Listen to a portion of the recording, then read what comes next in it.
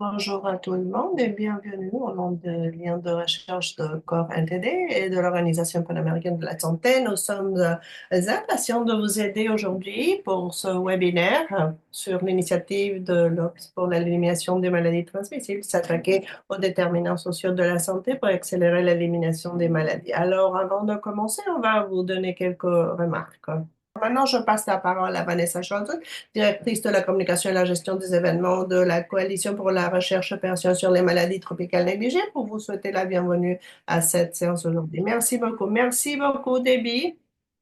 Bonjour, bon après-midi et bonsoir à tout le monde. C'est un plaisir de vous donner la bienvenue ici c'est pour adresser les déterminants sociaux de la santé pour accélérer l'élimination des maladies. Cette session est conjointement organisée par l'Organisation panaméricaine de la santé et la Coalition pour la recherche opérationnelle sur les maladies tropicales négligées, CORE NTD. Nous sommes très, très contents de vous avoir ici. Alors, vous pouvez présenter vos questions utilisant la séance, le bouton questions et réponses.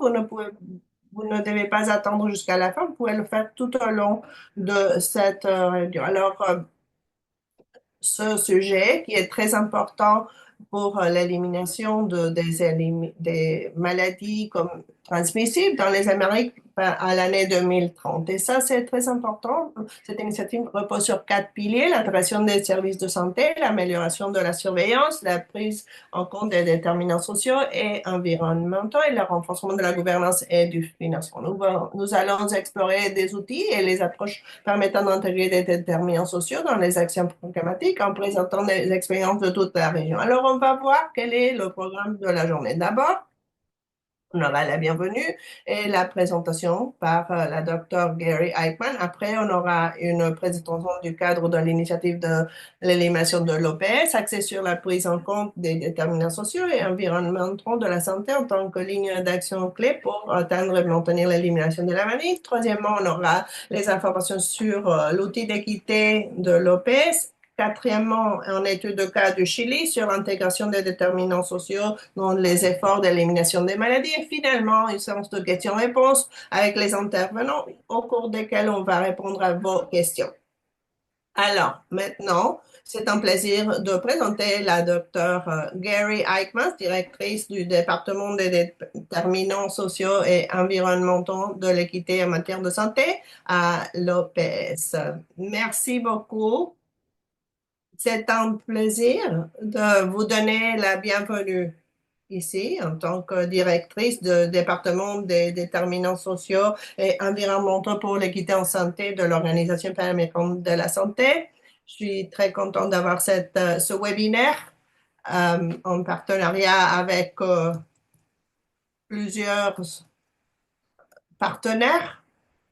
Alors, je suis sûre que vous serez très content avec ce webinaire. Alors, les efforts d'élimination, sont l'un des points principaux notre, de notre organisation. Ce n'est pas simple d'éliminer les maladies.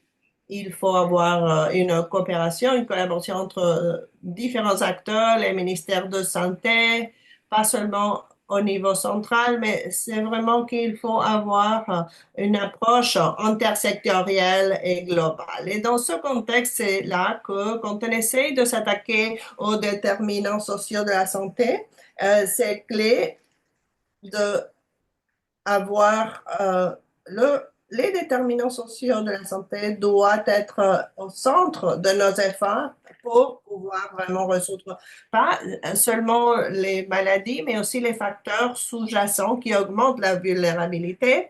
Et donc, s'attaquant à ces déterminants, nous améliorons l'efficacité, l'adaptabilité de nos programmes pour pouvoir vraiment travailler avec les défis spécifiques des populations vulnérables. Alors, l'Organisation panaméricaine de la santé a pris une approche vraiment intégrée et interdépartement.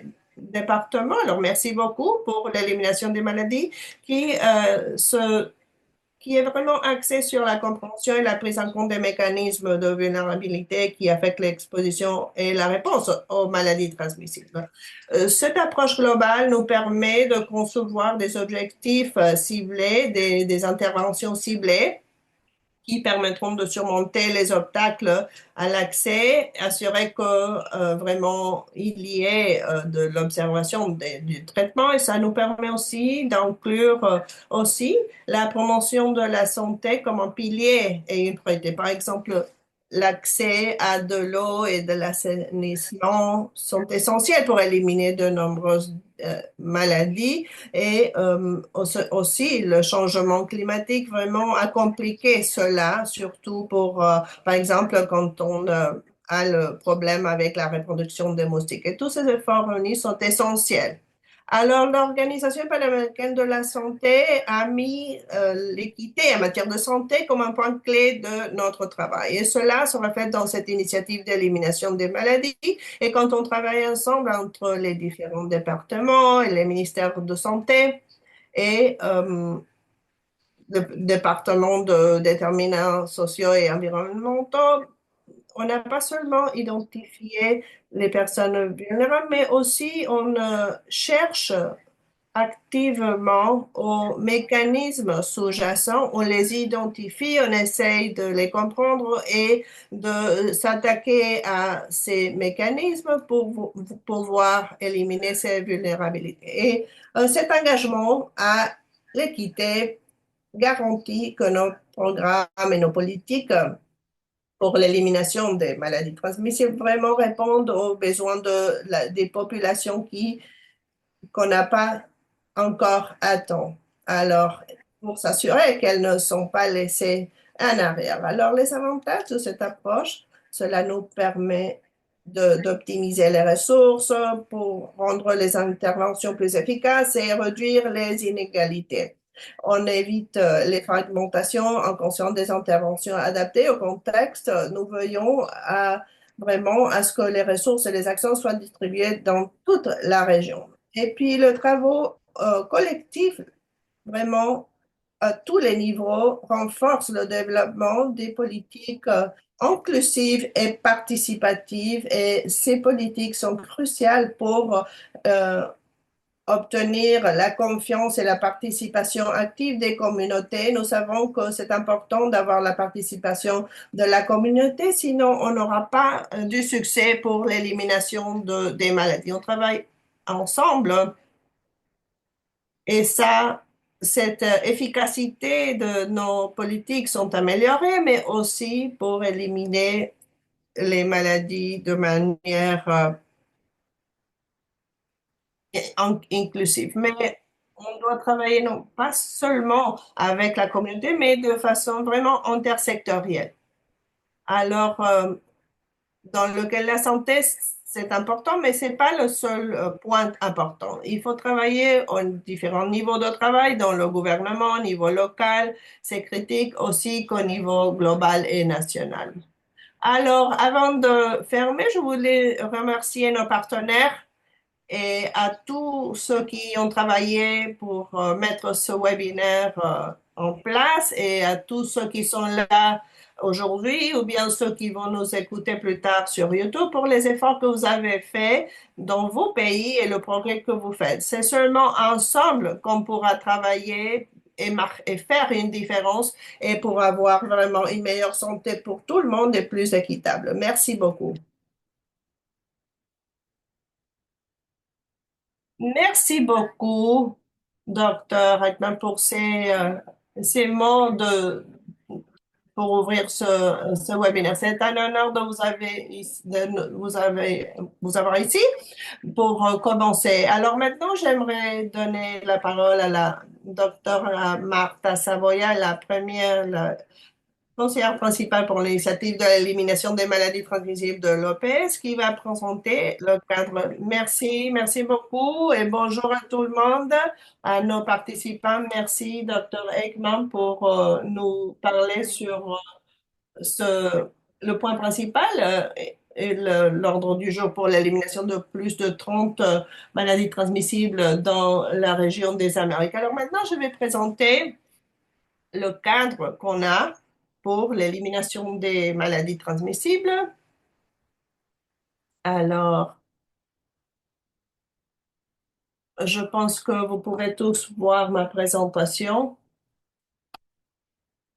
Alors, l'initiative de l'élimination a un but de 30 maladies transmissibles dans les Amériques et des affections connexes. C'est important vraiment de mentionner que cette initiative d'élimination a été conçue basée sur le le succès qu'ils ont eu en Amérique. Et c'est une de ces cercles ici qui représente une maladie qui a été éliminée dans la région des Amériques, dans certains cas dans toute la région, comme avec les maladies qui peuvent être éliminées à cause de vaccins comme la rubiole congénitale, le tétanos ou la poliomyélite. Et aussi, on a des succès dans cette région, comme par exemple dans le cas des maladies tropicales négligées, où on avait, par exemple, pour la première fois, on a éliminé l'onchocercose, par exemple, et récemment, le Mexique a achevé l'élimination de la rage transmise par les chiens et au Mexique, ils ont aussi éliminé le tacoma. Et aussi, on a des pays qui ont pu éliminer aussi le VIH entre la mère et l'enfant et de la syphilis. Et alors, avec cette histoire ces longues histoires d'élimination de maladies, c'est dans ce cadre que l'Organisation panaméricaine de la santé a présenté ses membres aux États membres en 2019 le cadre et la politique pour pouvoir éliminer les maladies transmissibles et les affections chroniques d'ici l'année 2030. Cela a été approuvé par tous les membres de l'organisation et les éléments principaux ce n'est pas seulement les maladies. Nous savons qu'on a une forte capacité pour éliminer les maladies, mais ce qu'on propose ici, c'est de regarder d'une autre façon pour accélérer les efforts d'élimination des maladies dans la région basée sur les 4 points principaux qui sont le renforcement, le renforcement s'axer sur la santé basique, renforcer les services de surveillance et d'information et s'adresser aux déterminants de santé environnementaux et renforcer les gouvernements la gouvernance et aussi le stewardship. Et bien sûr, c'est très important pour pouvoir atteindre ces objectifs d'élimination des maladies avec des points importants pour les interventions et aussi des fois quand on doit s'axer aussi sur les droits de l'homme et les populations qui travaillent dans des situations vulnérables. Et voilà le cadre.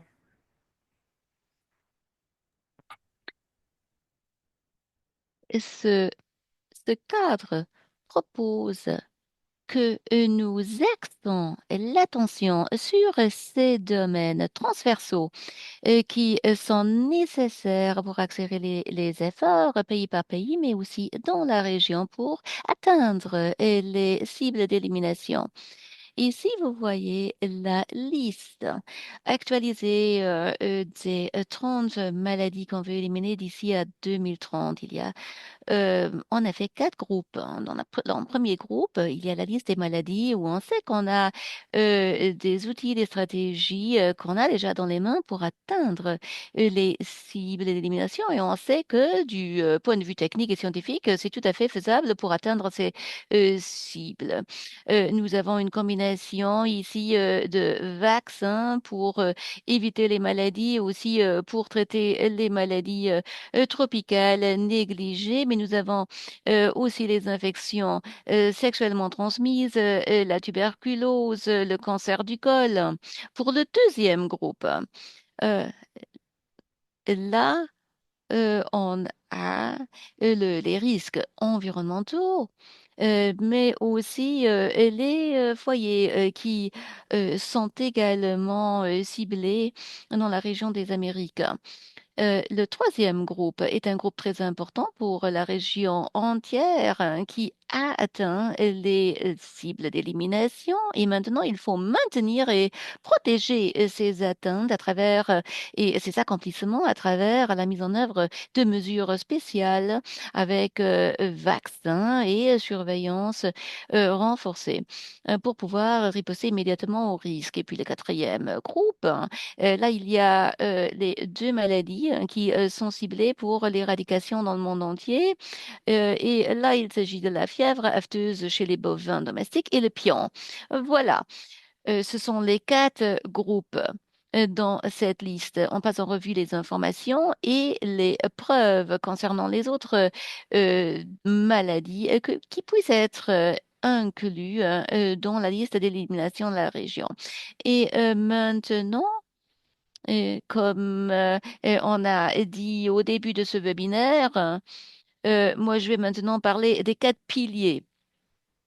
Donc, tout d'abord, il faut aborder le statut socio-économique. C'est clé pour nous parce que, comme la docteure Eichmann vient de dire, si on n'inclut pas l'approche de ces déterminants sociaux et environnementaux, alors va devenir beaucoup plus difficile pour atteindre les buts d'élimination dans la région entière.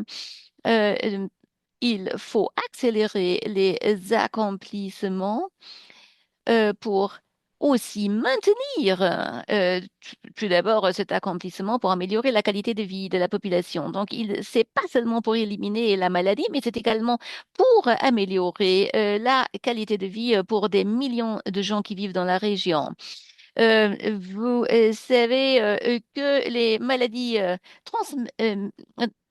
que les transmissibles sont intimement liés à la liste des déterminants socio-économiques. Il y a la santé, l'éducation, il y a l'assainissement, il y a l'eau salubre, et puis il y a la discrimination et la stigmatisation. Si on met ces déterminants sociaux de la montée ensemble, avec les caractéristiques des communautés individuelles, surtout et les facteurs, si on prend en compte les facteurs physiques et biologiques, l'âge, l'exposition à certaines conditions ou facteurs, ou même la génétique, cette combinaison le fait beaucoup plus difficile pour réduire les maladies transmissibles et les populations auraient beaucoup d'impact à long terme et de dégâts à long terme causés par ces maladies. Et voilà le raisonnement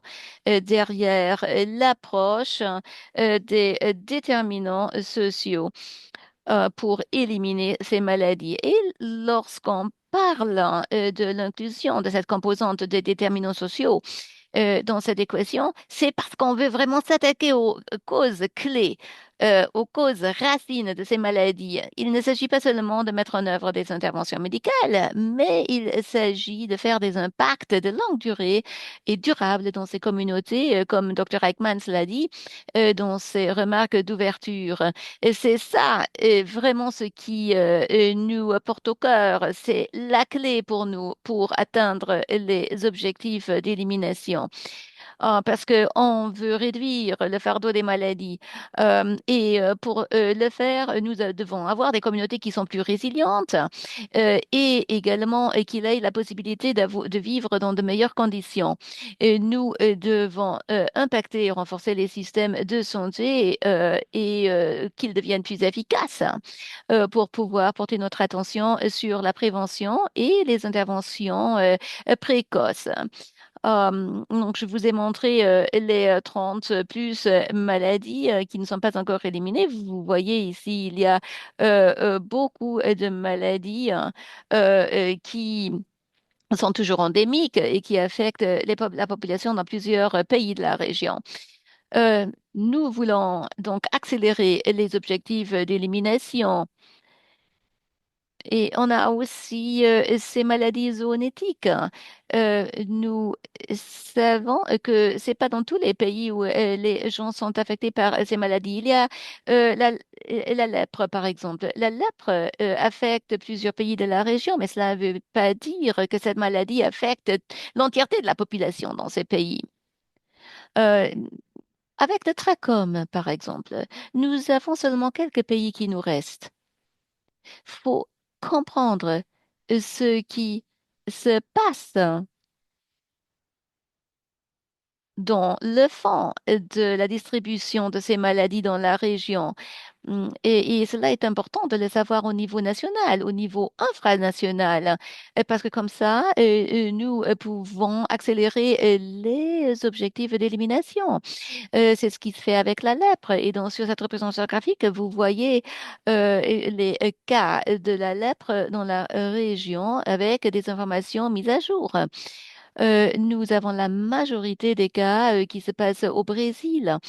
Il y a un groupe de pays qui ont des centaines, donc quelques 400 cas en total de lèpre par année. Quelle est la différence entre les pays? Mais les populations sont affectées par cette maladie à cause des conditions dans lesquelles ces gens vivent et les déterminants qui les rendent plus affectés par la lèpre. Et puis, nous avons un groupe de pays où on rapporte entre 10 et moins de 100 cas par an. Et nous avons ces groupes de population dans des régions très spécifiques du pays. Et dans certains cas, c'est très difficile pour les atteindre à travers le système de santé normal. Et puis, nous avons quelques pays qui rapportent moins de 10 de 10 cas de lèpre par an. Donc, ils sont très proches de la cible d'élimination. Mais nous devons différencier entre les interventions qu'il faut faire pour ces pays. Il faut comprendre les causes racines que nous avons pour cette maladie, la lèpre qui affecte toujours les populations. Il faut qu'on ait des outils pour diagnostiquer et pour traiter les populations. Et lorsque vous regardez les autres affections, vous voyez qu'il s'agit ici de pourcentage de la population qui pratique toujours la défécation ouverte dans cette région des Amériques. Donc, il faut voir les pourcentages, il faut voir la différence entre les pays. Euh, qui sont ces gens qui pratiquent toujours la défécation ouverte? Dans quelle région? Donc, il faut faire la comparaison entre les pourcentages des personnes qui sont affectées par telle maladie X et il faut voir dans quelles conditions ces gens vivent. Il faut donc, juste comme Dr. Ekmans vient de le mentionner, euh, mettre en œuvre des initiatives de changement climatique et les déterminants environnementaux sont très, très déterminants pour certaines maladies, surtout pour les maladies vectorielles. C'est le cas du Chagas vectoriel. Et nous suivons l'indicateur qui inclut l'élimination de la transmission de la maladie du Chagas. Euh, et peu de pays ont atteint l'interruption de la transmission de toutes les maladies bactérielles et quelques pays ne l'ont atteint seulement dans quelques régions infranationales. Mais pourquoi? Quelle est la différence ici? Pourquoi est-ce que certains pays peuvent atteindre les objectifs d'élimination au niveau infranational et d'autres ne sont pas à même de le faire pour les régions, mais cela est lié aux déterminants environnementaux de la santé. Regardez ici où on a encore des cas d'onchocercose, euh, où on a des foyers dans la région des Amériques. Et nous avons encore des cas d'onchocercose au Brésil et au Venezuela, dans des régions très lointaines, dans l'Amazone, et qui affectent surtout les populations autochtones. Et donc, ce sont les gens qui sont le plus difficiles pour atteindre. Il faut donc essayer d'accélérer l'élimination de ce dernier foyer. C'est difficile de le faire parce que c'est plus difficile pour les atteindre euh, ces gens. Seulement pour vous montrer sur cette carte, vous voyez les endroits où il y a encore le trachome. C'est une des maladies tropicales négligées qui est inclue dans les initiatives d'élimination. Euh, Nous avons des régions, on a pu réduire cette maladie. Lorsqu'on parle des applications pratiques des déterminants sociaux de la maladie, de la santé, pardon, pour accélérer l'élimination des maladies transmissibles, alors nous parlons de beaucoup de choses et qui ne sont pas liées aux interventions médicales. Il faut accélérer l'élimination de la tuberculose, par exemple, dans les taudis urbains. Et il faut, pour faire cela, améliorer l'accès à la santé. Il faut rendre les logements plus sûrs. La nutrition doit être l'une des composantes. Il faut parler de l'élimination des maladies tropiques négligées. Nous devons aller de l'avant et au-delà de la mise en œuvre de la chimiothérapie préventive, par exemple. Et il faut également, il faut travailler sur l'éducation des communautés. Il faut améliorer la qualité de vie et les conditions des populations qui vivent dans ces domaines, dans ces régions, surtout dans les communautés rurales qui sont coupées du reste du pays. Il faut qu'ils aient accès à l'eau potable, à l'assainissement et à l'hygiène. Nous devons aussi travailler avec sur VIH et le sida. Ces maladies-là font également partie de la liste de l'élimination. Il faut que ces gens aient opportunité de travail hein, pour améliorer la vie et pour qu'on puisse réduire le fardeau des maladies dans ces communautés. Nous devons utiliser les déterminants sociaux comme composantes clés. Et à partir de là, nous développons nos stratégies clés. Et pour les stratégies clés, nous devons comprendre l'effet des politiques sur les effets sanitaires. euh, À travers les déterminants sociaux de santé, nous devons accélérer notre travail dans les communautés avec la planification, la mise en œuvre et des activités de suivi. Il faut travailler sur toutes ces mesures. Nous avons besoin des experts, nous avons besoin des interventions médicales, mais aussi des interventions concernant les déterminants sociaux. Donc, il nous faut toute la communauté pour travailler avec les déterminants sociaux, pour avoir des résultats de santé holistique, pour pouvoir améliorer les conditions de vie des communautés affectées. Et je vous invite pour passer en revue l'initiative d'élimination régionale. Il s'agit d'un portail qui a beaucoup de bonnes données sur ces cibles d'élimination. Et finalement, juste comme j'ai commencé ma présentation avec l'histoire euh, de la région des Amériques, voici, ici sur cette planche, vous voyez l'avenir. Euh, c'est la meilleure information qu'on a ici à l'OPS. Vous voyez dans chacune de ces boules une maladie et comment on veut atteindre la cible d'élimination pour telle et telle maladie avant l'année 2030. Merci beaucoup pour l'écoute. Je vous passe la parole, Vanessa. Merci beaucoup, Dr. Samboya, à cause pour cette vue d'ensemble de l'initiative d'élimination. L'objectif d'éliminer, ce but d'éliminer les maladies, 30 maladies à l'année 2030, c'est vraiment très, très ambitieux. Mais après, on va apprendre sur un outil qui est très important pour s'assurer d'avoir l'équité en santé de les efforts de l'élimination. Alors, vous donnez la bienvenue à Auriel Salazar Ormazabal. Merci.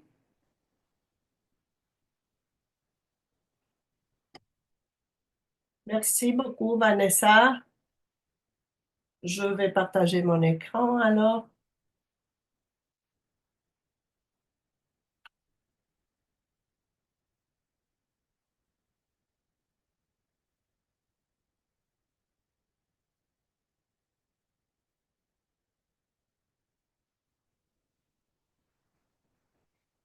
D'accord. Bon, alors, si on suit ce qu'on vient de mentionner sur l'importance qui a déjà l'approche dont on a parlé, l'approche de des déterminants sociaux pour pouvoir accélérer l'élimination de la maladie, je vais me concentrer surtout sur ces sujets et partager avec vous des outils dans ma présentation. Alors, ce qui est important dans notre organisation et qui est un principe présent dans tous les pays et dans cette région, et que quand on essaye d'aborder les questions de santé, quand on parle du succès d'un programme, dans ce cas-là, l'élimination des maladies infectieuses, nous disons que ce programme ne peut vraiment être un succès si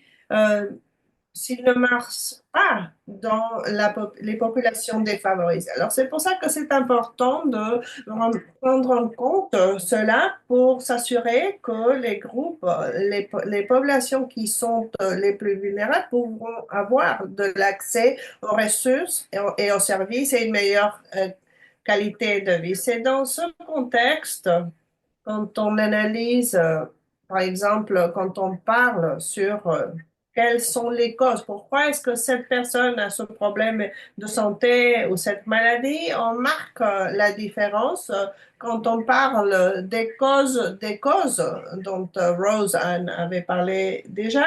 Pourquoi est-ce que ces populations ont plus de problèmes de santé que d'autres? Et déjà, Martha nous présentait cela. Comment est-ce qu'on a les maladies, quelles sont les prévalences et l'incidence dans les régions et comment dans d'autres pays c'est axé et c'est concentré dans certains territoires, certaines régions, ce qui veut dire que ça devient plus permanente dans ou d'augmentation dans les derniers temps. Alors, quand on parle de cela, ce qu'on dit, c'est quels sont les déterminants sociaux de la santé. Ce sont des conditions qui font de la sorte que certaines régions, certains groupes euh, aient plus de problèmes. Et ça a à voir avec les problèmes de santé. Et alors, la première chose que je voulais dire ici, c'est que quand on évalue le processus de santé et maladie, clairement, on voit que l'accès aux services euh, plutôt, on se centre sur ce qu'il faut faire. Des fois, on voit qui c'est qui utilise les services. Et puis, ça veut dire ce sont les gens qui ont la possibilité de contacter les services pour examiner vraiment la continuité des soins et le lien avec les services. Mais il y a une partie qui est très importante.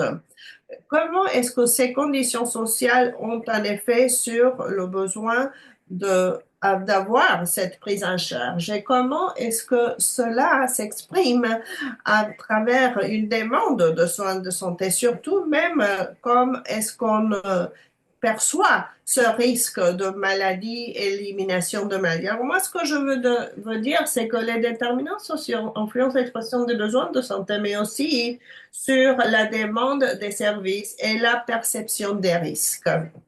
Dans ce sens, quand on évalue d'autres d'autres secteurs pour voir comment ces intervenants, ces déterminants sociaux ont une influence sur le résultat de santé, on voit qu'il y a des interventions qui ont beaucoup d'efficacité par rapport à ce que nous connaissons à la recherche, aux preuves, à la littérature, mais mettre ça en place dans certaines régions quand il y a des lacunes dans le niveau d'éducation, dans le niveau économique et en termes des façons de vie, soit d'exclusion, de discrimination, soit de raisons de diversité de genre, les processus de migration, par exemple, dans notre région. Voilà, il y a des lacunes en termes d'équité. Et ces lacunes en termes des résultats au niveau de la santé, en matière de santé, s'expriment également dans la façon dont ils atteignent ces différents et ces services et en termes d'accès, de diagnostic opportun accès aux médicaments. Alors, c'est le deuxième élément, c'est pour ça, c'est que le manque d'intervention sur les déterminants sociaux et les inégalités affecte l'efficacité de nos interventions. Alors donc, l'efficacité des programmes promus. En même temps, quand on regarde aussi encore une fois les déterminants sociaux ou les conditions sociales, ou le groupe social ou les régions, les territoires où on a des interventions. Nous savons qu'il y a une hétérogénéité et une réalité différente dans la région. Alors, c'est pour ça qu'il faut vraiment adapter les interventions aux groupes vulnérables. Et ça ne veut pas dire qu'il faut faire la même chose plus souvent ou plus intensément. Il faut modifier les procédures pour mieux répondre aux besoins de ces groupes. Alors, cela veut dire qu'il faut bien connaître les mécanismes qui génère cette exclusion, ce manque d'équité, cette inégalité pour les problèmes. Et c'est là qu'on voit ce qu'on appelle l'équité dans l'accès aux services, dans lequel on parle d'une équité horizontale basée sur le principe selon lequel les individus ayant les mêmes besoins en matière de santé doivent être traités de la même manière indépendamment de leur capacité à payer, de leur race, leur sexe et c'est là qu'on s'organise à partir de l'offre programmatique. Mais c'est différent quand on voit qu'il y a des différents besoins. Ils doivent être traités différemment. Et c'est là qu'on parle d'une équité verticale, qui veut dire qu'il faut reconnaître qu'il ne faut pas différencier les réponses qui répondent aux contextes sociaux et aux déterminants sociaux dans ces régions où les personnes vivent. Alors, dans ce cadre, on essaye de voir comment est-ce qu'on le voit dans les maladies infectieuses et la stratégie d'élimination. Comment est-ce qu'on peut renforcer des meilleurs résultats? Et on sait qu'en termes au niveau immédiat, direct, et ce qu'on voit normalement, on reconnaît les conditions de travail, les facteurs psychosociaux, les comorbidités, on reconnaît les processus migratoires et la mobilité qui influencent là l'importance du changement climatique. Mais sous tout cela, il y a des aspects, des mécanismes structurels qui marquent d'une manière importante comment est-ce qu'on pourrait avoir des meilleurs résultats. Par exemple, quand on a la privation économique et matérielle de la protection sociale, l'invisibilisation des groupes plus minoritaires, et les problèmes, des problèmes de discrimination, surpeuplement, l'éloignement, l'isolement et tout ce qui a été discuté dans la présentation précédente qui est très important. Et aussi, quand on parle de tout ce qui a à voir avec le genre, l'ethnie, la classe sociale, la race et tous ces problèmes qu'on a dans la région. Alors, la question est, qu'est-ce qu'on doit faire différemment pour pouvoir avancer et faire progresser l'équité? Comment intégrer la détermination sociale dans notre travail?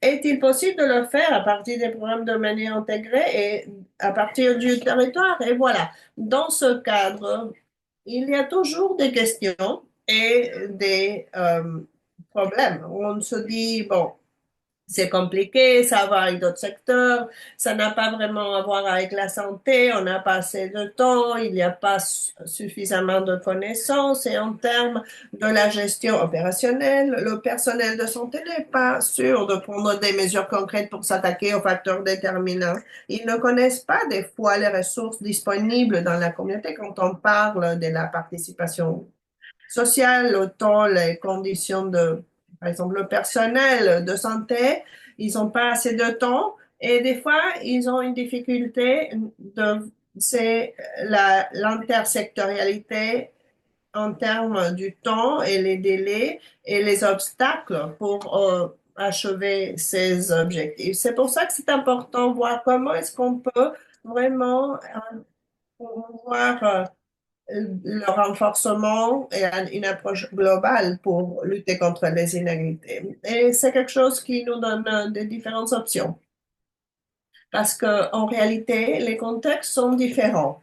Et c'est pour ça qu'on a cet outil. C'est un outil d'analyse rapide de l'équité et on est en train de créer un cours de validation de département pour voir quelle sont les lacunes qu'il y a en termes des inégalités, en termes pour mettre en œuvre dans le programme et la mise en œuvre. C'est pas seulement comment, ça parle de comment le faire. Alors, on a des points qu'on a déjà parlé, mais on parle sur comment.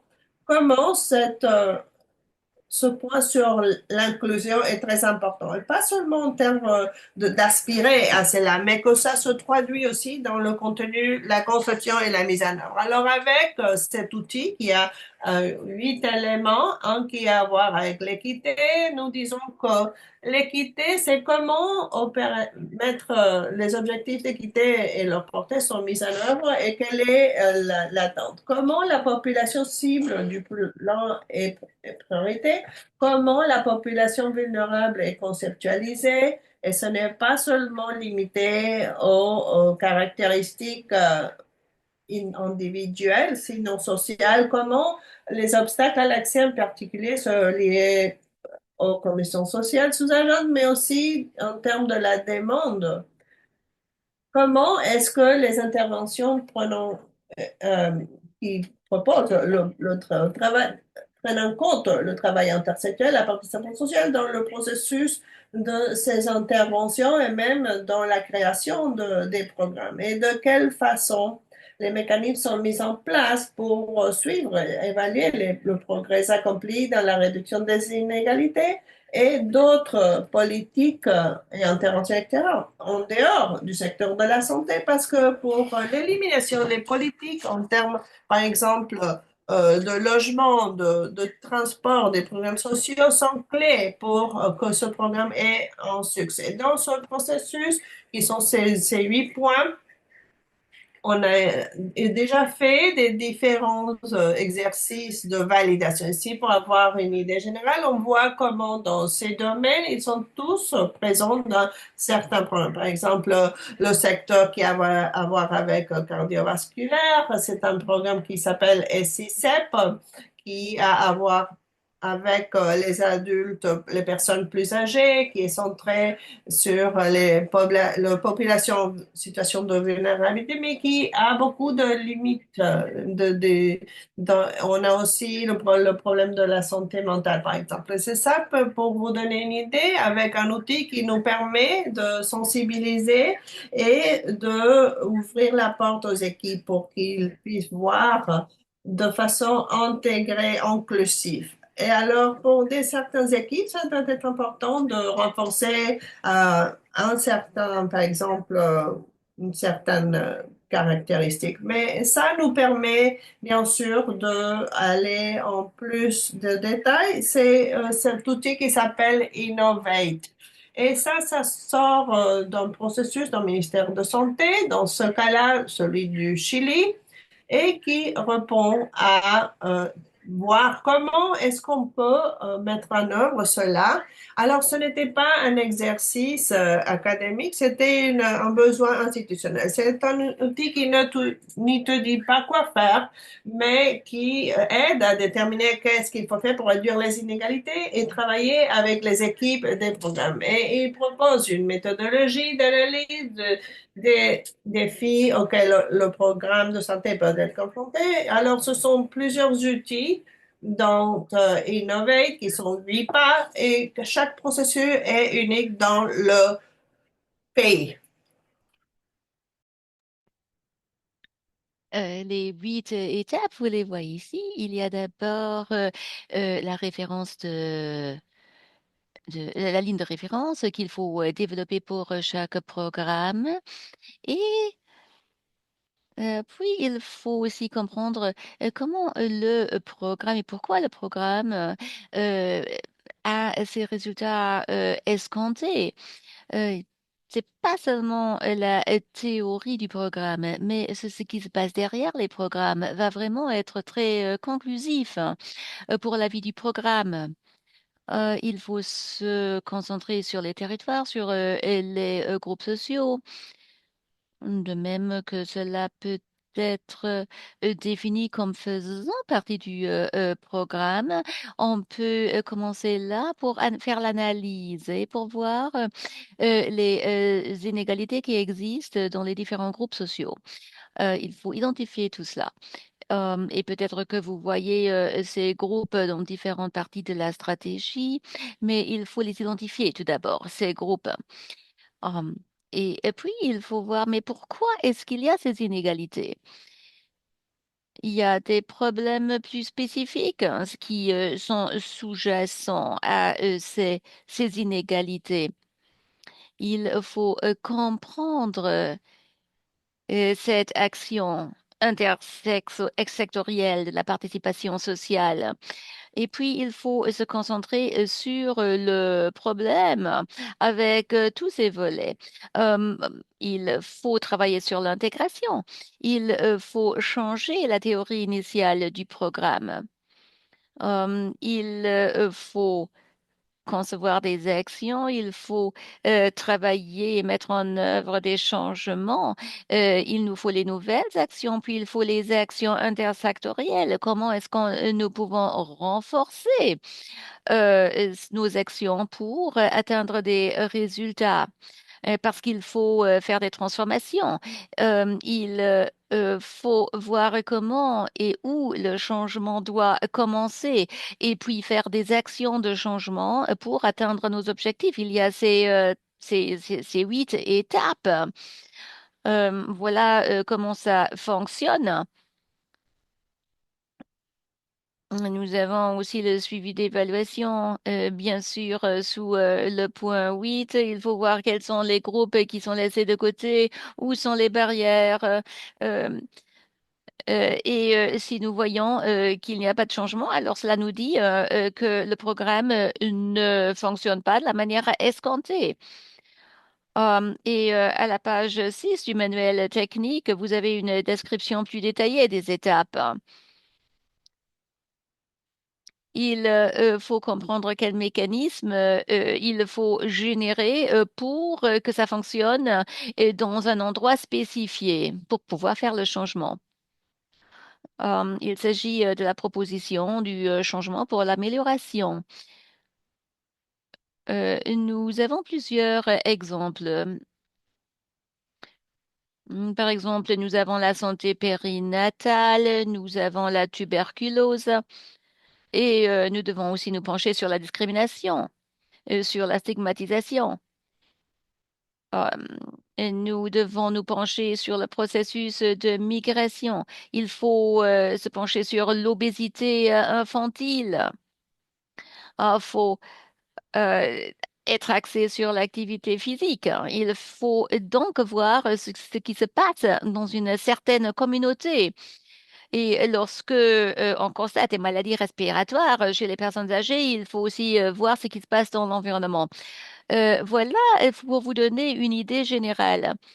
Ce sont des outils que vous pouvez réorienter pour les services dans vos pays. Vous pouvez les adapter. Euh, Très important d'imbriquer les déterminants sociaux de santé dans notre travail de plaidoyer. Merci.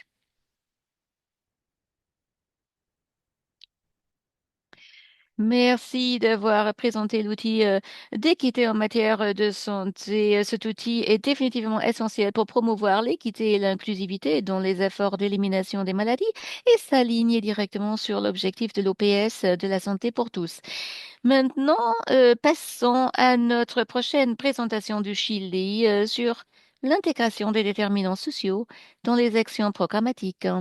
Veuillez accueillir Dr. Gina Pereira, qui est experte nationale en coopération technique du département de l'Agence nationale pour la prévention et le contrôle du cancer du sous-secrétariat de santé publique du ministère de la Santé du Chili. Bonjour, bonsoir à tout le monde et merci pour avoir organisé ce webinaire qui est très très important. Donnez-moi une seconde parce que je veux partager ces diapositives avec vous. Moi, je représente un groupe de professionnels au Chili. C'est C'est un groupe qui se penche sur le contexte des réformes sociales et de comment on veut intégrer nos plans, donc la détermination sociale dans le travail des programmes. Nous devons redéfinir les programmes qui se penchent sur le cancer du col de l'utérus pour pouvoir éliminer cette maladie. Comment est-ce que, quelle est notre feuille de route? Donc, nous avons différents cancers, le cancer du sein, le cancer du col de l'utérus, et c'est vraiment le centre de notre travail. Je vais partager avec vous quelques-unes des initiatives nationales. Il s'agit d'une liste de contrôle et il s'agit de la théorie du programme. Nous avons nous faisons notre travail dans 6 régions du Chili. Nous avons 14 membres.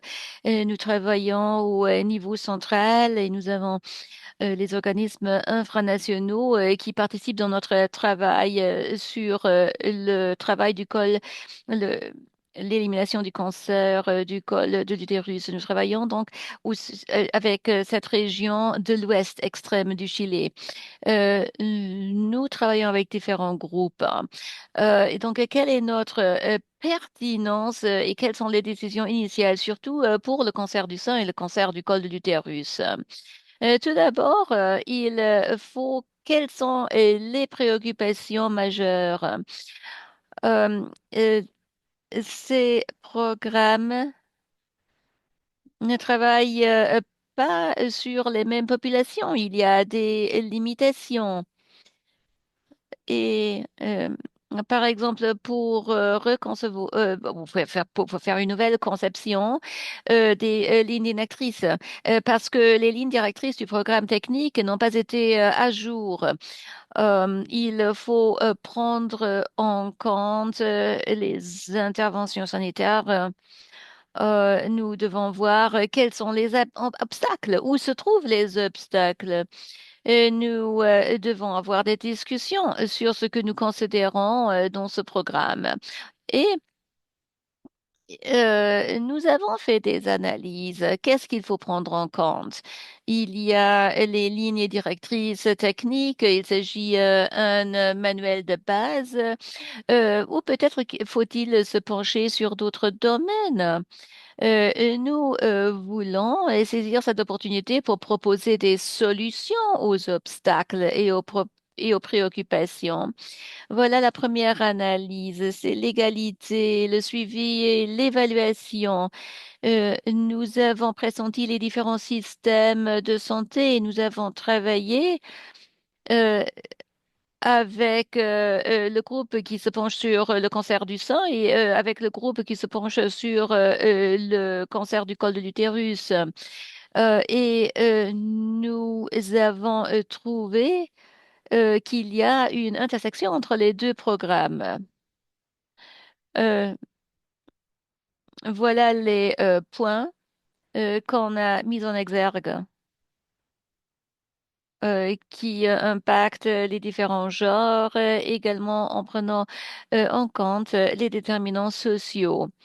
Et puis, quels sont les facteurs qu'on a analysés? Et nous avons devoir, nous avons dû prendre des décisions. Ah, et nous sommes donc arrivés au point qu'il faut travailler sur le cancer du sein. Il y a une population qui est écartée de tout et qui n'ont pas beaucoup de possibilités. Alors, on a développé des visions, on a eu de grandes discussions. On a vu des opportunités de prévention. Pour le cancer du col de l'utérus, il y a différents moments de l'infection. Il y a le virus du papillome humain qui arrive à différents moment de la vie. Alors, il faut contrecarrer cela. Nous travaillons avec des partenaires pour travailler avec eux, d'éliminer les maladies communicables. Il s'agit donc un lien de tout cela avec les technologies de santé qui sont disponibles pour nous dans les différents domaines. Nous avons les paramètres dont nous avons besoin. Ah, bon, mais le cancer du col de l'utérus, c'est un de ces cancers qui peut être éliminé avec la couverture démétrique, avec les médicaments appropriés, avec les interventions appropriées. Nous voulons éviter de nouveaux cas. Nous voulons éradiquer cette maladie. C'est notre objectif. Euh, nous savons maintenant quels sont les âges qui nous intéressent le plus, hein. Nous avons des données, recueilli des données. Nous savons dans quel moment de leur vie les générations euh, s- sont affectées par cette maladie. Il y a donc, il va d'un niveau assez faible jusqu'à un niveau plus important. Nous avons mis les interventions dans trois groupes. Il y a l'immunisation, il y a le dépistage, il y a les traitements. Nous avons différentes initiatives au Chili. Um, nous travaillons donc avec un programme pilote hein, sur 60 jours. Nous avons travaillé avec le ministère de Santé. Nous avons développé à travers les années des programmes avec lignes directrices techniques. Nous avons incorporé un régime explicite de garantie de santé. Nous avons euh, le GES. Nous avons, nous, nous imbriquons le GES et parce que nous savons que le dépistage, c'est clé. Nous avons fait beaucoup de progrès. En 2019, on a également inclus les hommes. On a utilisé et on a inclus différentes manières pour s'attaquer au virus du papillome humain. Nous avons utilisé différents programmes pour faire de ceci une réussite. Nous avons fait organiser des ateliers de travail pour sensibiliser les gens. Euh, et nous C'est très important de faire ces campagnes de sensibilisation parce que comme ça, les gens sont plus attentifs. Nous voulons travailler avec des personnes atteintes au VIH également. Nous concevons une stratégie qui se penche sur tout le monde pour qu'il n'y a aucune personne qui est laissée de compte, aucune fille qui est laissée de compte avec les vaccins. Il y a une meilleure manière pour contrôler les rendez-vous, par exemple, rendez-vous médicaux. Nous devons avoir et proposer des consultations médicales spécifiques. Nous avons des méthodes de détection appropriées en place. Nous avons la disponibilité d'interventions sanitaires appropriées pour travailler avec toutes les communautés. Les personnes, les femmes qui euh, ont été affectées par la maladie. Alors là, il nous faut des méthodes de suivi pour ces femmes.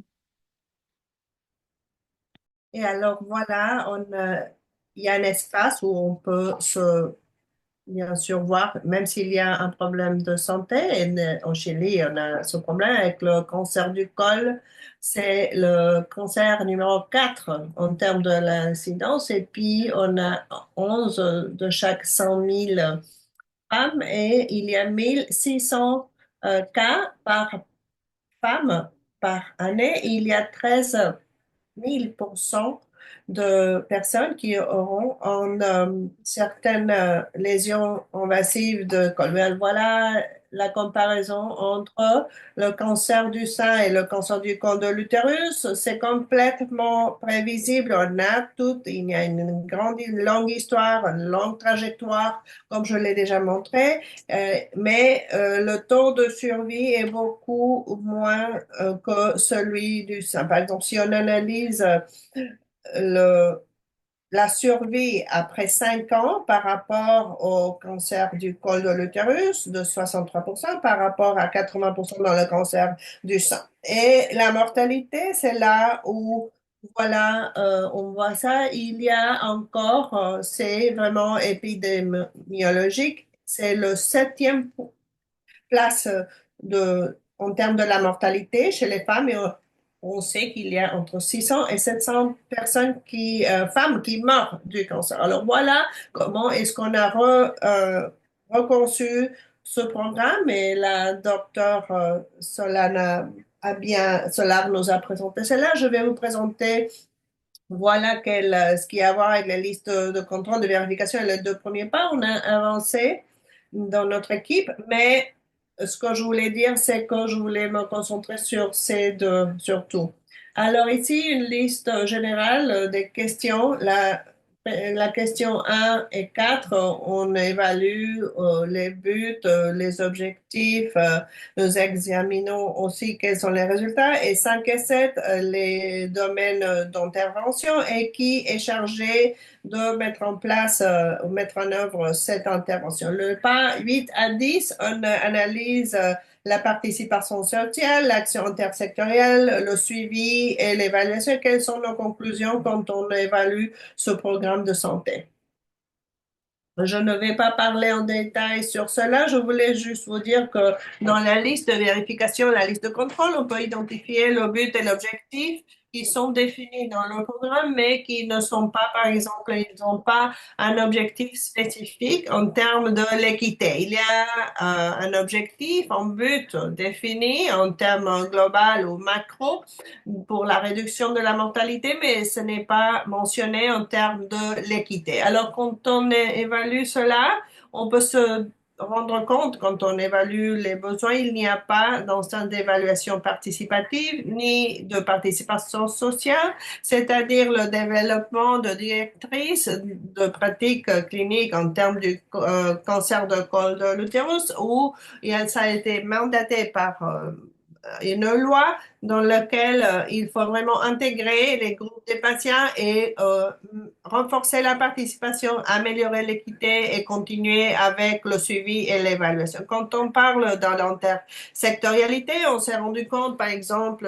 dans le domaine de la planification sociale, la protection sociale, le logement, l'agriculture, le développement de l'intersectorialité n'existe pas. Mais dans le domaine éducatif, avec la coordination qu'on a avec les programmes de vaccination, il y a une intersectorialité dans le domaine de développement.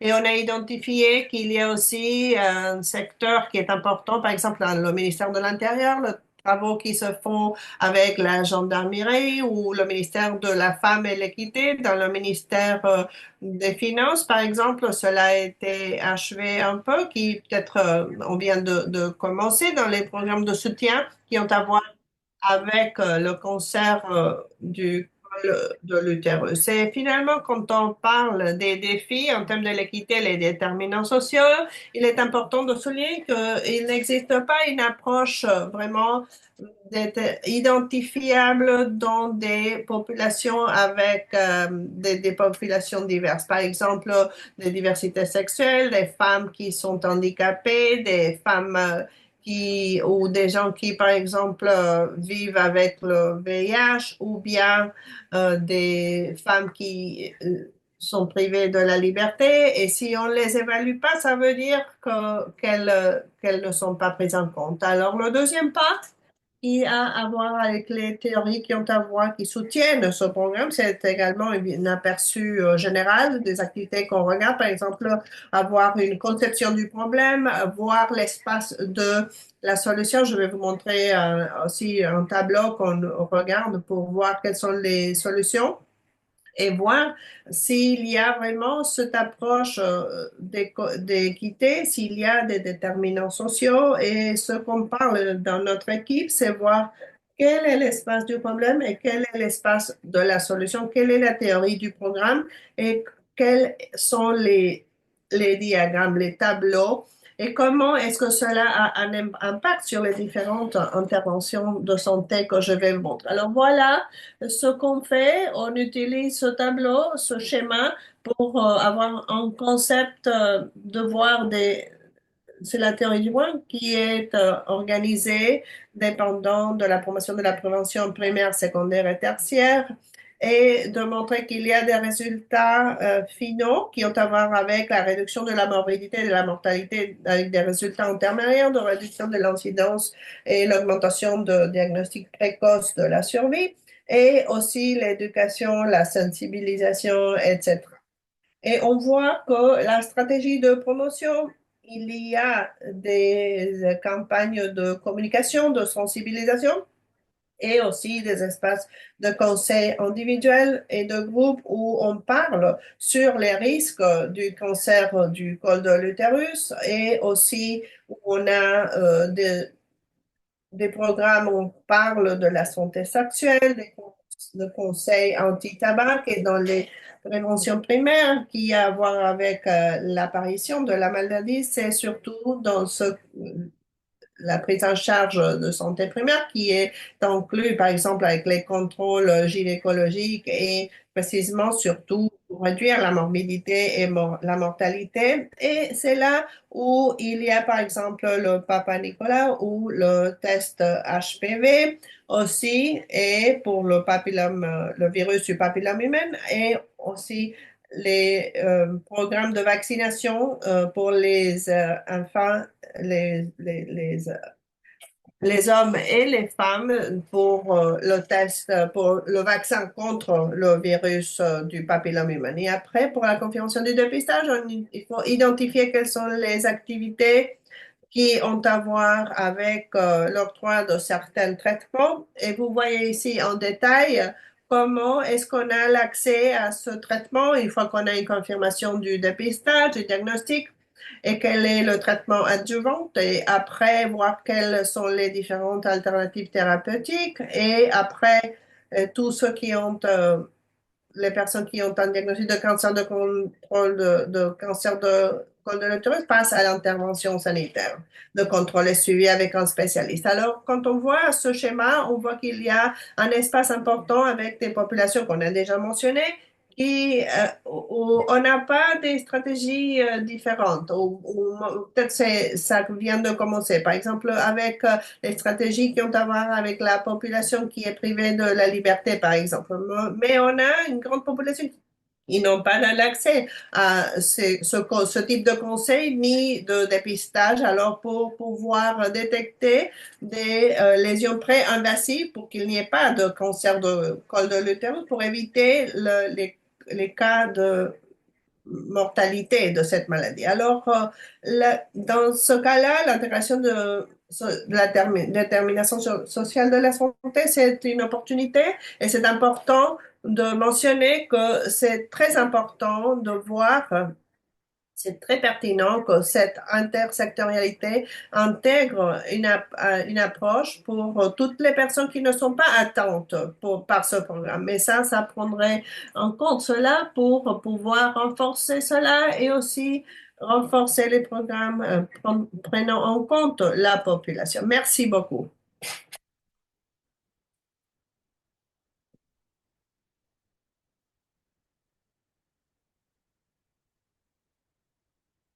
Merci beaucoup, Dr. Pereira, pour partager votre vos approches. Alors, cela montre clairement que cela peut avoir vraiment un effet sur les programmes. Alors, c'est très important de voir cela. Alors, maintenant, on va passer questions et réponses. Alors, j'invite tout le monde à allumer leur caméra, les orateurs, pour pouvoir vraiment répondre aux questions. Je remercie beaucoup tout le monde qui a présenté des questions. On veut vraiment écouter vos questions. Alors, n'hésitez pas à nous le dire. Dites-nous qu'est-ce que vous pensez. Passez-nous vos questions. Et après, on va passer les questions aux orateurs. Alors, bon, je vais passer par la première question pour Dr. Auriel Solar. On a une question qui dit comment est-ce qu'on peut avoir à euh, à l'outil d'équité en matière de santé pour aborder les déterminants sociaux? Oui, les deux qu'on a, la première est en train d'être validée, d'être autorisée. Et nous espérons que, au début de l'année prochaine, ce sera disponible pour tous les pays. On est dans un processus de validation interne et aussi avec certains pays avec lesquels on a mis des ressources pour pouvoir valider aussi avec le travail de coordination pour l'élimination. En termes de l'outil Innova qui a les 8 pas et qui prend plus de temps, elle est disponible dans la- le site web de l'OMS et aussi de l'organisation de l'OPS aussi. Et on fournit aussi la collaboration et le soutien pour la mise en œuvre aussi. Mais c'est aussi en anglais et en espagnol. Merci beaucoup. Je pense qu'après, on a une question pour Martha Saboya. La question est, comment est-ce que notre pays travaille pour vraiment adresser les déterminants sociaux de la santé pour éliminer dans le terme de Merci beaucoup. Bon, alors, depuis que on a eu le lancement de cette initiative, les partis ont travaillé ensemble pour établir une feuille de route avec le cible d'éliminer les maladies qui sont endémiques dans ces pays. Alors, je vais utiliser l'exemple du Brésil, par exemple. Et alors, ils ont identifié 11 maladies pour l'élimination, y compris les maladies tropicales négligées, la tuberculose, le VIH, le paludisme aussi.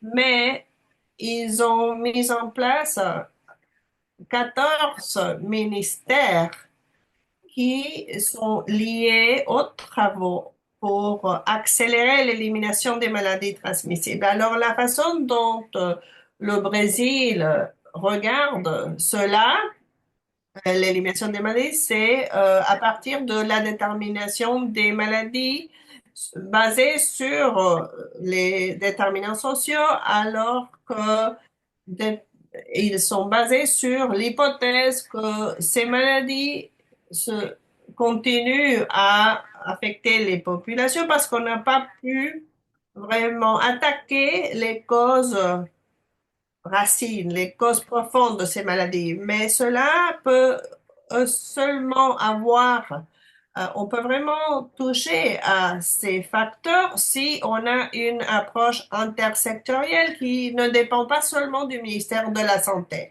Et je sais que Auriel a déjà mentionné cela. Et un des défis qu'on est en train de voir dans la région du point de vue du secteur de la santé, ça c'est compliqué, c'est difficile, il faut prendre beaucoup de temps. Il faut travailler avec beaucoup de personnes en dehors du ministère de la Santé. Alors, on veut continuer de faire ce qu'on est en train de faire, qu'on a fait depuis des décennies pour l'élimination des maladies. Alors maintenant qu'on travaille sous dans le cadre de l'initiative d'élimination, on est en train de travailler, d'avoir des collaborations, des synergies intersectorielles. Il y a des autres secteurs qui travaillent sur les déterminants de la santé. Mais des fois, même dans le ministère de la Santé, on n'a pas la coordination et la synergie avec les groupes qui ont l'expérience de travailler dans des différents secteurs. Et voilà le premier pas sur lequel on travaille depuis l'Organisation panaméricaine de la santé dans les pays dans la région des Amériques. Et voilà comment on a commencé. Le deuxième pas, une fois qu'on a commencé à travailler en interne avec le ministère de la Santé, avec tous les groupes, comment est-ce qu'on fait de la sorte que ces groupes participent en dehors du ministère de la Santé sur les causes profondes qui ont à voir, et cela a été bien sûr passé. Alors ça ne se passe pas au niveau national. On a des règlements, on a des protocoles, on a des standards, des lignes directrices, mais en réalité, ces interventions sont mises en place localement. Alors, sans avoir la communication, la participation, l'engagement des autorités infranationales, pas seulement les autorités sanitaires, mais ceux qui travaillent au niveau des municipalités, au niveau local, c'est clé parce que sinon, cette approche, ça a à voir avec l'exercice gouvernemental, avec les communautés pour améliorer la santé des populations au niveau local. Alors voilà ce qu'on essaye de faire avec les différents pays et la façon dont ces pays essayent d'inclure toutes ces perspectives sur les déterminants sociaux. Et pour avoir une stratégie et une feuille de route pour l'élimination d'élimination de multiples maladies transmissibles en utilisant ce genre d'exemple. Merci beaucoup, Dr. Savoy. Alors, ma prochaine question est pour Gina Pereira ou pour un autre membre de l'équipe, basé sur votre expérience avec l'outil Innovate dans le contexte de l'élimination de cancer du col de l'utérus. Quelles sont les stratégies clés pour impliquer les différents départements qui travaillent souvent en silo pour pouvoir vraiment relever les défis qui ont à voir avec l'élimination des maladies?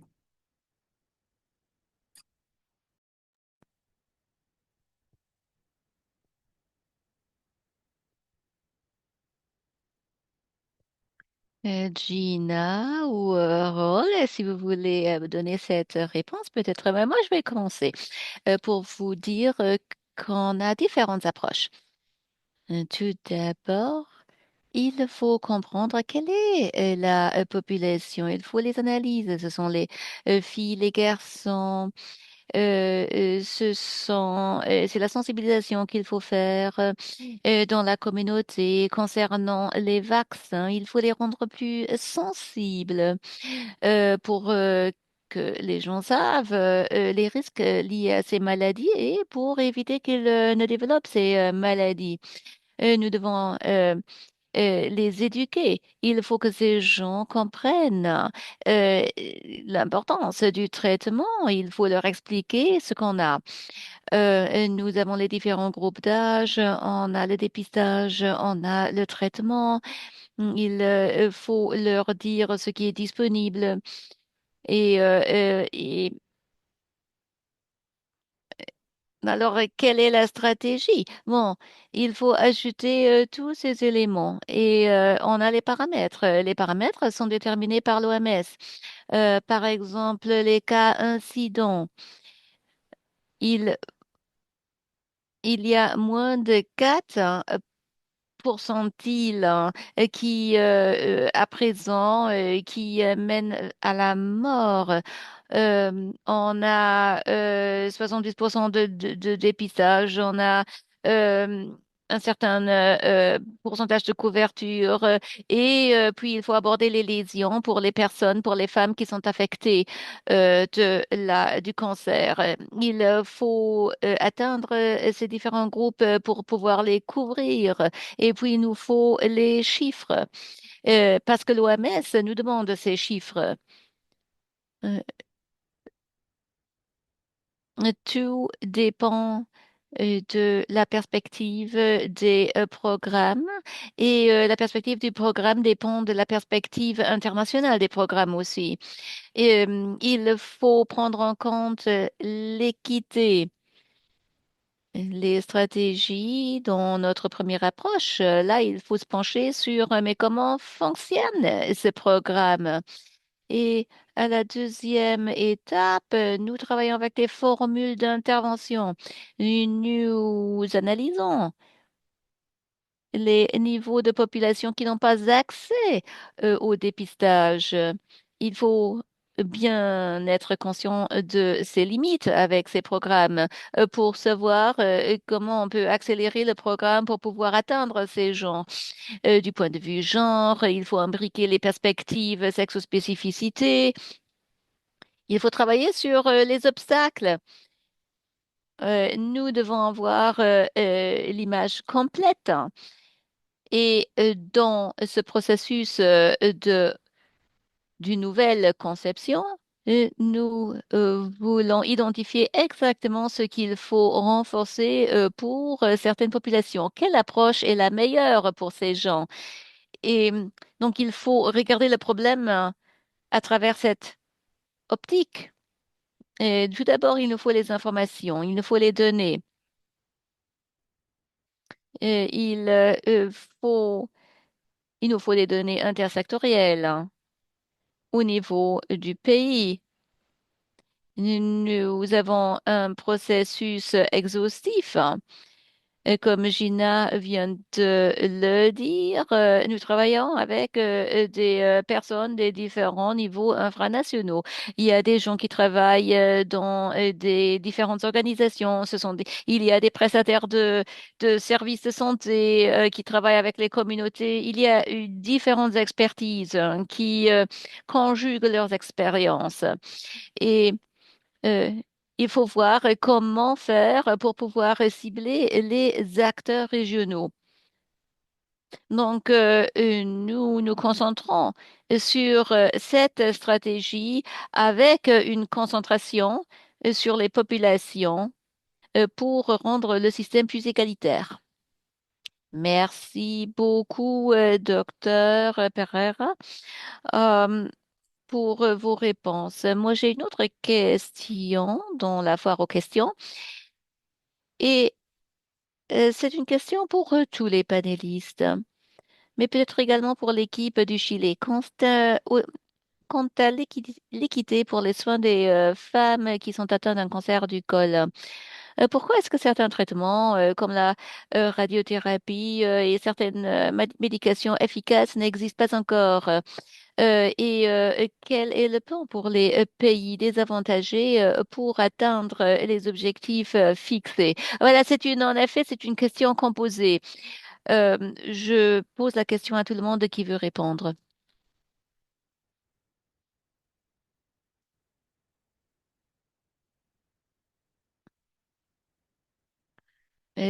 Avant bon, il y a les collègues des ministères de santé peuvent nous aider. Il faut identifier les groupes vulnérables, les communiquer au ministère de santé. Au Chili, c'est une chose dont on a fait, ce qu'on a fait. Et la région des Amériques est une région qui est caractérisée euh, par les interventions. On a les interventions, mais maintenant il faut voir comment on peut les imbriquer dans les différents programmes nationaux. Ici, il s'agit de l'élimination du col de l'utérus, du cancer du col de l'utérus. Et il y a des pays qui ont des problèmes de structure très élevés.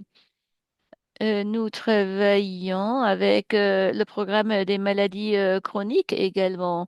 Et nous voulons accélérer, nous voulons adopter, que les gens adoptent les traitements tels que aussi le dépistage, bien sûr, la prévention et puis le traitement. Euh, c'est du point de vue de l'OMS. Mais maintenant, il faut regarder l'image que donnent ces pays. Il faut comprendre les capacités de ces pays. Ça ne dépend pas seulement sur l'OPS. Nous travaillons sur l'accélération de la prévention du cancer du col de l'utérus. C'est une des maladies qui figure parmi la liste des 30. Madame Gina, peut-être vous pouvez compléter ceci. Bon, au Chili, qu'est-ce que ceci veut dire? Ça veut dire qu'il y a des interventions spécifiques qui ont été déterminées dans la loi concernant les vaccins, le dépistage et euh, avec le cancer du col de l'utérus, le traitement est garanti avec différents niveaux. Il y a la radiothérapie, il y a différents types de thérapies euh, qui vous donnent une protection et une qualité de soins. Et cela est déterminé dans la loi. Et la loi est mise à jour toutes les années. En effet, toutes les 3 années. Et nous devons toujours nous pencher sur les problèmes pour définir les interventions et les mesures qu'il faut prendre pour réagir. Ça dépend de la disponibilité. On se penche sur la prévalence des cas.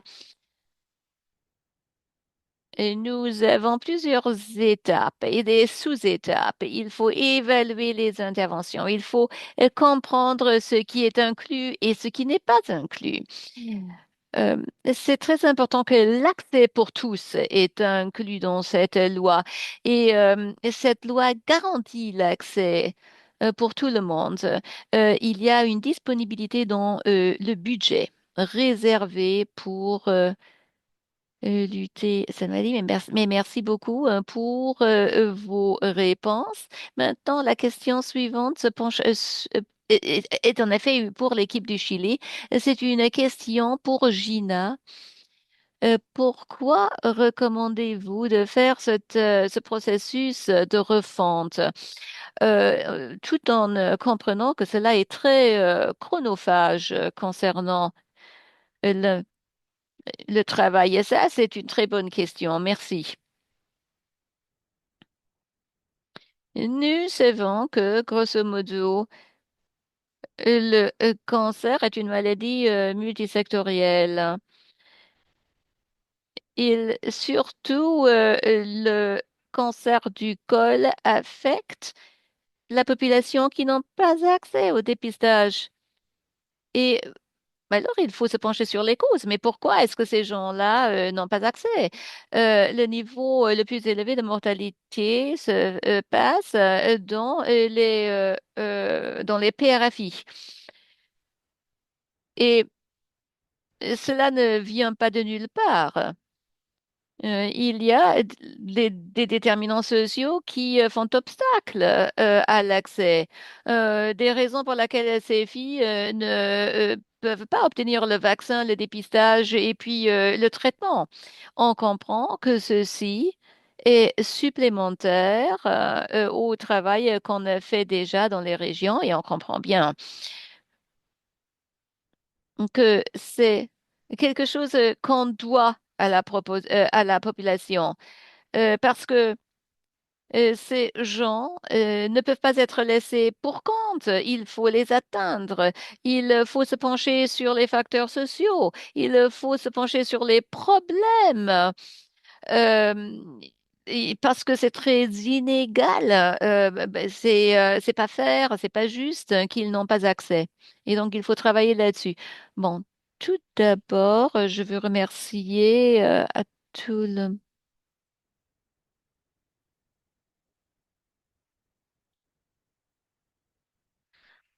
donc, Je voudrais remercier tous les participants pour votre participation. On a eu une foule de questions dans la foire aux questions ici. On veut les répondre toutes.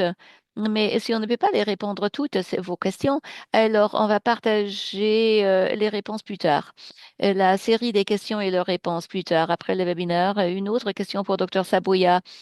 Quelle action spécifique est liée aux déterminants sociaux est-ce que le plan initial planifie pour entreprendre, pour éliminer la défécation ouverte avant 2030? Par exemple, va-t-il y avoir des investissements dans l'infrastructure, l'infrastructure de l'assainissement pour avoir accès à l'eau propre? Et y a-t-il des programmes pour les eaux usées qui sont prévus? Oh, merci beaucoup pour avoir posé cette question très importante. Euh, euh, il faut éliminer cette défécation ouverte pour pouvoir arriver aux accomplissements escomptés. Et nous travaillons avec plusieurs pays sur l'élimination de la défécation ouverte. Et c'est toujours une surprise lorsqu'on travaille avec les équipes de santé, lorsqu'on reçoit le nombre des gens et qui sont affectés par cette défécation à l'air ouverte. C'est un problème sur qu'il faut prendre en considération. Cette défécation est un grand problème parce que elle est liée à plusieurs maladies. Donc, c'est très important pour se pencher là-dessus dans la stratégie pour éliminer les maladies. Parce que ceci fait partie de la transmission des maladies hein, par l'eau, par le sol, par les aliments. Et tout est interlié. La première question et la deuxième question, euh, c'est on veut savoir où se trouvent ces gens et qui sont affectés. Il nous faut une évaluation des besoins. Il faut savoir où les gens vivent. Euh, où est-ce qu'on peut les trouver et pourquoi est-ce que cette pratique existe-t-elle toujours? Puis il faut travailler avec les autres secteurs au niveau infranational, c'est-à-dire il faut travailler avec le ministère de l'eau, avec les systèmes d'assainissement. Il nous faut de l'infrastructure, donc il faut travailler avec différents secteurs. Il faut travailler avec les gouvernements locaux pour voir quels secteurs sont affectés quelles régions sont affectées. Euh, Lorsque vous dites au gouvernement qu'il y a encore le problème de la défécation ouverte, hein, la première réponse, c'est, mais il faut construire des latrines. Tout d'abord, il faut identifier le problème. Parce que pour ces gens-là, c'est une activité normale. Pour eux, c'est naturel. Et donc, il faut les sensibiliser. Il faut leur donner une solution. Les latrines, c'est une solution. Euh, c'est une intervention culturelle qui n'a pas encore accepté. Donc, il faut sensibiliser les gens. Euh, nous travaillons avec les pays, avec les régions. Tout d'abord, il faut identifier le fait hein, qu'il s'agit d'un problème avec la défécation ouverte. Il faut savoir où se trouvent ces gens et il faut impliquer la communauté pour pouvoir mettre en œuvre des activités qui sont appropriées pour la communauté. Donc, il faut sensibiliser la communauté d'abord et puis il faut former les gens pour qu'ils puissent construire des latrines. Il faut travailler avec des outils, il faut travailler avec les pays pour savoir quelles sont les mesures nécessaires pour réduire la défécation ouverte. Juste comme les autres questions qui ont à faire avec les stratégies intersectorielles, il ne s'agit pas seulement de construire de l'infrastructure. Oui, l'infrastructure, il vous faut l'infrastructure, mais il faut d'abord identifier où il faut mettre l'infrastructure. Et il faut sensibiliser la communauté pour qu'ils sachent pourquoi utiliser cette infrastructure. Merci, docteur Saboya, pour cette réponse. Maintenant, une question pour docteur Auriel et pour docteur Gina. Est-ce que vous êtes d'accord pour euh, que l'amélioration et des résultats sanitaires hein, pour les populations les plus vulnérables, que c'est important dans ce travail de respecter des lignes directrices techniques en abordant les déterminants sociaux, parce qu'il faut travailler avec les secteurs de l'éducation, du logement, etc.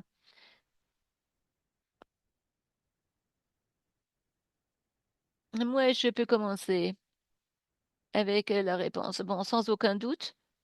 Lorsque vous parlez des déterminants sociaux de santé, c'est pas quelque chose que vous pouvez seulement faire au niveau du ministère de Santé. Vous devez impliquer les autres secteurs et aussi la société civile et le secteur privé. L'un des objectifs, c'est de se focaliser sur le travail intersectoriel. Il ne s'agit pas d'un problème qui affecte seulement le ministère de Santé. Bien sûr, ils sont compris hein, dans la série des autres ministères qui doivent nous aider. Mais il faut, au-delà du ministère de Santé, et il faut pressentir les autres ministères pour aborder ces problèmes de santé. Euh, Parce que il y a des secteurs qui travaillent déjà dans cette voie. Il faut donc essayer de travailler, de conjuguer nos efforts, de travailler en collaboration sur ces interventions, la conception des interventions avec les structures gouvernementales. Il faut prendre en compte la culture aussi. Avec les institutions, c'est un peu différent. Nous avons cet objectif et et nous devons tous travailler ensemble pour euh, pour éliminer ce problème. Et c'est un problème et qui est une priorité pour les différents secteurs. Et une autre chose, c'est qu'il nous faut l'équité. Il faut toujours se pencher sur les déterminants sociaux de santé et c'est un travail qu'il faut faire en collaboration. Voilà ma perspective personnelle. Y a-t-il quelqu'un d'autre du team de Chili qui veut répondre, qui veut ajouter quelque chose? Merci pour cette question. Nous avons en effet dans notre équipe travaillé sur ces aspects. C'est très très important. L'intersectorialité doit être prise en considération, surtout avec l'éducation. Il faut travailler sur les facteurs de risque. Il faut sensibiliser les gens. Il faut leur parler des comportements qui les protègent. Par exemple, le vaccin contre le virus du papillome, aussi le comportement sexuel à haut risque, il faut parler du virus du papillome humain et ce que ça veut dire pour toute la vie des filles. Et il faut travailler avec l'éducation. Il faut aller au-delà de notre propre expertise. Il faut travailler avec le ministère du Travail aussi, parce que beaucoup de femmes travaillent, les femmes travaillent de longues journées et les femmes n'ont pas le temps pour s'auto-soigner ou pour aller chez le médecin. Il faut faire le travail, il faut aussi s'occuper de la maison, des enfants, etc. Si vous prenez le travail, hein, l'éducation et puis les conditions dans lesquelles on vit, c'est très, très pertinent et qu'il faut reconcevoir une refonte de ce programme. Merci beaucoup, docteur Pereira. Docteur Gina, on a fait un grand merci à tous les panélistes, à tous les orateurs d'aujourd'hui et merci d'avoir posé des questions dans la foire aux questions. Euh, je dois réitérer, on ne peut pas répondre à toutes les questions, mais vos questions seront répondues. On va envoyer un document à tout le monde qui a participé avec les questions et réponses. qui ont été posées dans ce webinaire, hein, et donc un grand merci. Nous arrivons à la conclusion de notre discussion. Mais avant, je voudrais inviter Dr Martha Saboya pour nous donner les réflexions finales, hein, d'aujourd'hui, le renforcement des messages clés, de suggérer des actions spécifiques qu'on peut tous prendre dans l'avenir. Dr Saboya, vous avez la parole. Merci beaucoup.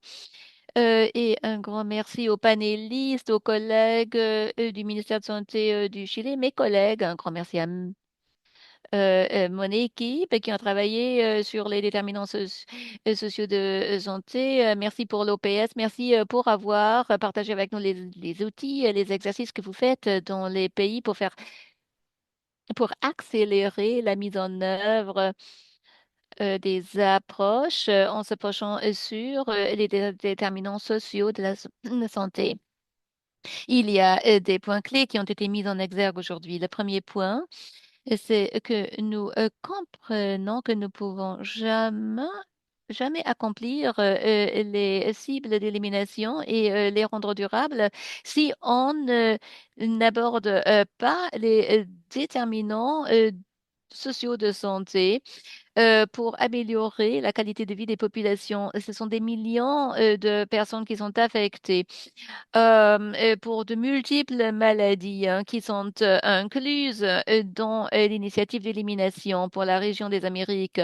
Et l'autre composante, c'est que oui, c'est difficile, c'est chronophage pour travailler avec les autres, avec avec les ministères de santé et à l'extérieur des ministères de santé. C'est vraiment clé d'avoir des stratégies qui sont adaptées aux besoins des populations dans les communautés et qui peuvent être mises en œuvre et intégrées de manière exhaustive, tout en conjonction avec l'engagement des communautés. Pour nous, c'est très, très important que l'initiative d'élimination est une opportunité pour conjuguer nos efforts, les collaborations, pas seulement avec les gouvernements, mais aussi avec les partenaires, les parties prenantes, les donateurs et les communautés pour faire avancer notre travail sur l'élimination des maladies. C'est intéressant de voir les différentes approches pour les différents pays concernant l'initiative d'élimination et je pense que si on peut utiliser ces différentes optiques